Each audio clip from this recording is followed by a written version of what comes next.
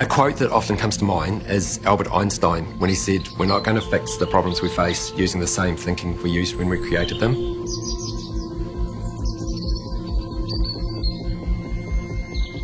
This is no longer about just trying to do less harm or reduce our footprint. It's about having a positive impact on the planet. The reality is that if all we're trying to do is to reduce our impact and do less bad, then the planet would be better off without us. But I believe that we do have a role, we do have a reason for being here, and that is to be an active participant in the circle of life. And we get to be the conductors and work with the orchestra, of nature.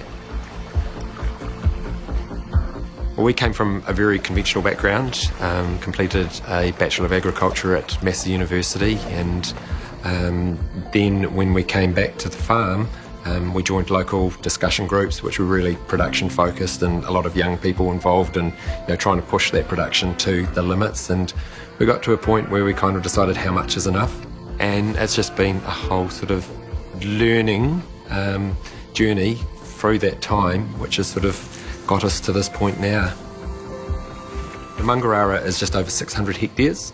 Of that is about 470 hectares of grazing land at this stage. And we're very fortunate we have Horseshoe Lake, which is about 35 hectares of water. I think the first thing about regenerative agriculture is that it is a journey of self-discovery. I think it starts with the individual and making a shift in their mind between your ears. That's where it all begins. And then there is a number of practices that we can talk about in regenerative agriculture, which is obviously soil focused, and then also about biodiversity, also about positive outcomes with our water.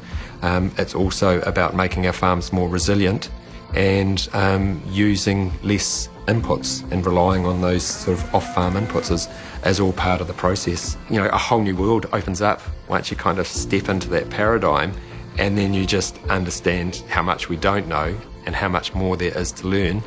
And regenerative agriculture can take many forms. I mean, that's a good thing about it. It's not prescriptive, but it is outcome focused, and so it is measurable.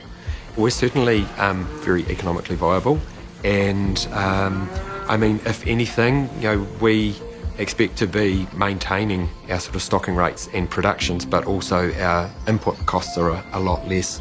And so the other thing is, I guess, we're making ourselves more profitable over the long run. Every farm's different, all land's different, everybody's life and their context is different, and it's just, pulling in knowledge from a wide range of sources and then applying that in your life, which also translates to how we manage our land.